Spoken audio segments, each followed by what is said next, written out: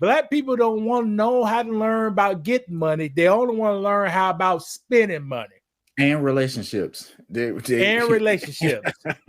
You know, and you learn it from people who they have no relationships. Right. You learn it from people where we're gonna talk about STDs. All right. You learn it from people who's having sex with different people 12 times a year. That's 12 different bodies a year. All right. Isn't that good though? That's more experience, more knowledgeable. No. Despite what this internet and some of these the guys you listen on YouTube, I'll whoop these niggas' ass in real life. In real life, right? If I was 20, they was 20, I'd be whooping them. But y'all listen to them on the internet. But why is that? Because some of the things I think about, it's like, okay, what makes certain people listen to certain men on the internet? It's the look, right? You want to, if people sound good, their presentation looks good, and they're a good talker. Sometimes that's all it takes. And a chat. People have a successful chat. They have an interactive chat. That means a lot. That's cachet on the internet. That doesn't necessarily mean you know what you're talking about or you have experience.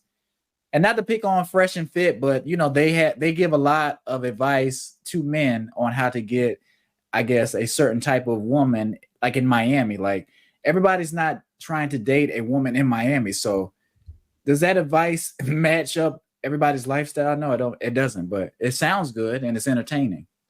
Now, any man who talk about how to get women in Miami, you need to check for the Adam's apple. All right. So you're going to Miami. Miami was popping. Last time Miami was popping in real life or a good opportunity is when Will Smith made I'm going to Miami. Mama, me and Mommy. Huh? Right. That's the last time. That's when you should have got, and it was already too late.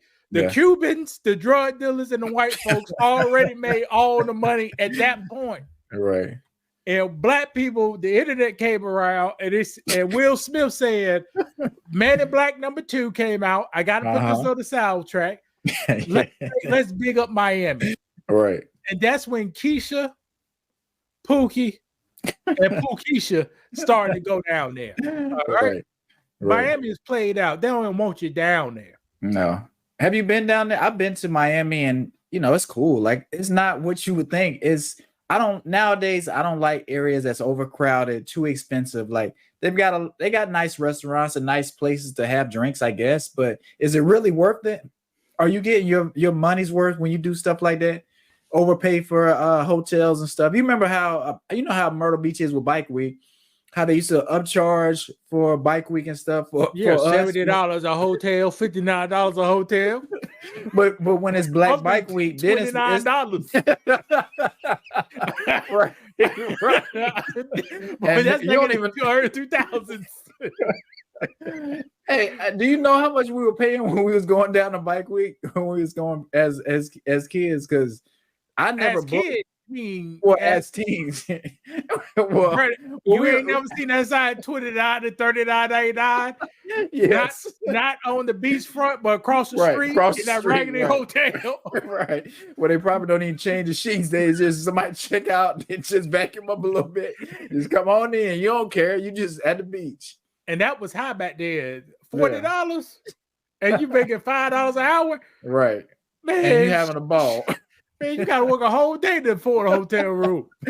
Right. But just think about now, you know, people are not making that much more, but they want to overpay to travel and go all these different places. So where are they getting the money from? Are they charging? They're putting on credit cards? Well, you know, the thing going now is get your credit right, build up your credit, open that credit card within 60 days. Okay. And put everything on that credit card. So when you go to Myrtle Beach and see all these people stunting, usually us, all right.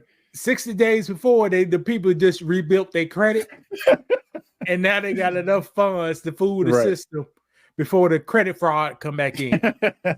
Gotcha. It's a one-time thing. They don't get it one time unless they do what, Brady?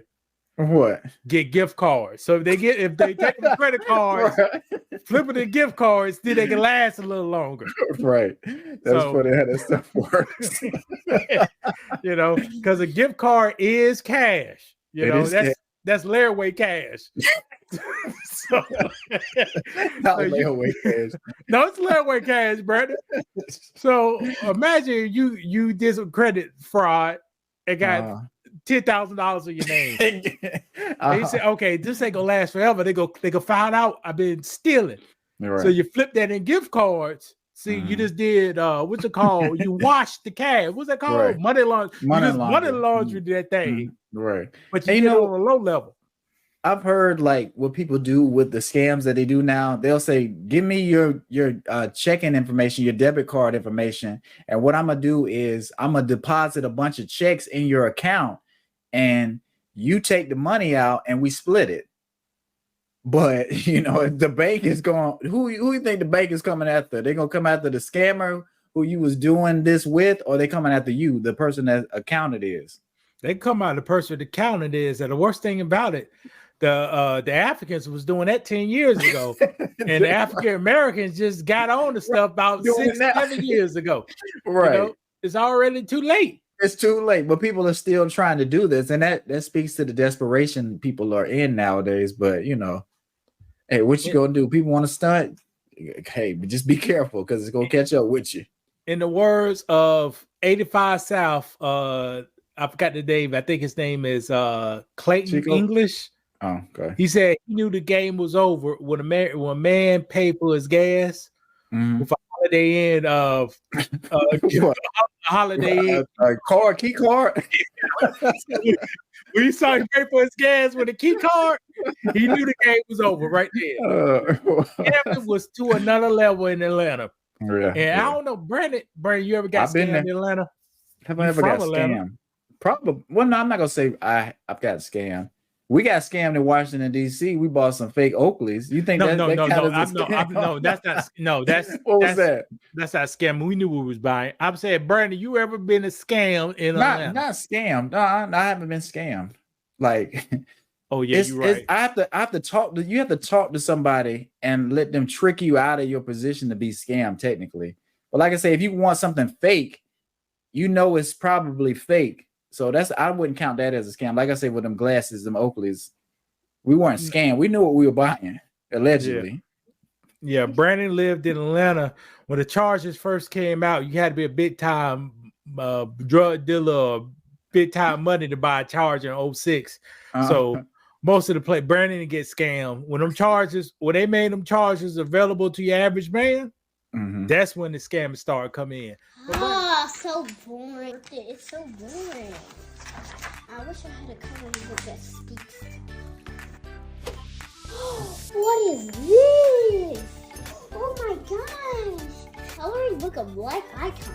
Viola Davis. Ooh, this is cool. Haley is a super talented basketball coach and former player. Okay, look at pictures of people. Wow, it's Michael Jackson! Does this look like Michael Jackson? Order your coloring book of black icons today. Introducing the Coloring Book of Black Icons, a vivid coloring book celebrating famous African-American figures, from Simone Biles to Michael Jackson. Ignites your child's imagination from learning about inspiring leaders in history. Each page is a journey through courage, creativity, and change. Let's color the story that shaped the world.